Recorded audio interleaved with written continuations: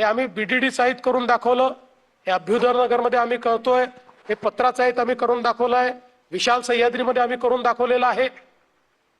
वेगवेगळ्या योजना जर बघितल्या तर काही लोक केवळ मराठी माणसाच्या घरांबद्दल बोलत राहिले, पण करणारे कोण आहेत तर आमची महायुती करणारी महायुती आहे हे देखील आपण लक्षात घेतलं पाहिजे।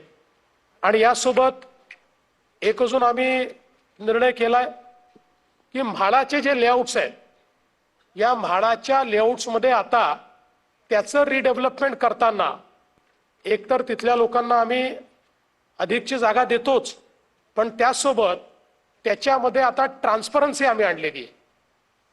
पूर्वी विकासक हा केवळ लोकांकडनं कन्सेंट घेऊन विकासक व्हायचा आणि 20-20 वर्ष लोकांना बाहेर ठेवायचा।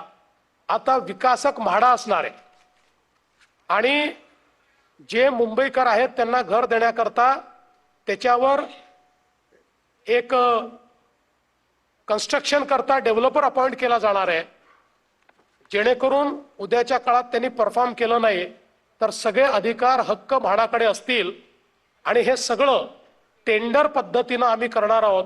त्यामुळे मोठ्या प्रमाणात ही ट्रान्सपरन्सी आता त्यामध्ये आणलेली आहे।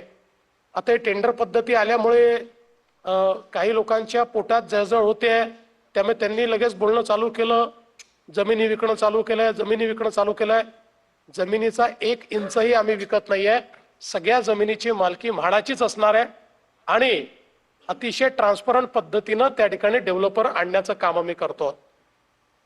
त्याचप्रमाणे वेगवेगळ्या रखडलेल्या एसआरएच्या योजना या देखील मार्गी लावण्याचं काम आपण केलेलं आहे। धारावी आपल्याला कल्पना आहे, पहिल्यांदा तर मी पुन्हा एकदा स्पष्टपणे सांगतो, धारावीचा विकास डीआरपी करणार आहे। या डीआरपी मध्ये स्वतः शासन भागीदार आहे आणि सोबत डेव्हलपर आहे। धारावीमध्ये राहणाऱ्या प्रत्येक व्यक्तीला जो पात्र आहे, धारावीमध्येच मिनिमम 350 स्क्वेअर फुटाचं घर हे देण्याचा निर्णय आपण घेतलेला आहे। धारावीमध्ये वेगवेगळ्या प्रकारचे जे व्यवसाय आणि उद्योग चालतात त्या सगळ्या लघु उद्योग आणि व्यवसायांना त्याच ठिकाणी अधिक चांगल्या पद्धतीनं इकोसिस्टीम तयार करून देण्याचा निर्णय आपण घेतलेला आहे। आणि धारावीतले जे अपात्र आहेत त्यांनाही कुठेही हायकोर्टाचा नियम न मोडता त्यातनं मार्ग काढून त्यांनाही घर देण्याचा निर्णय आपण केला आहे। त्यामुळे एक अत्यंत मोठं काम या धारावीच्या माध्यमातून आपण करतो। दुसरं, महानगरपालिकेमध्ये काम करणारे जेवढे आमचे सफाई कामगार आहेत, आम्ही 2019 ला निर्णय घेतला होता की सफाई कामगारांना मालकी हक्काची घरं द्यायची, परंतु उद्धव ठाकरेजींच्या सरकारने तो निर्णय बदलला होता। आम्ही पुन्हा निर्णय घेतला आहे आणि आता त्याची सगळी कारवाई आम्ही केली आहे।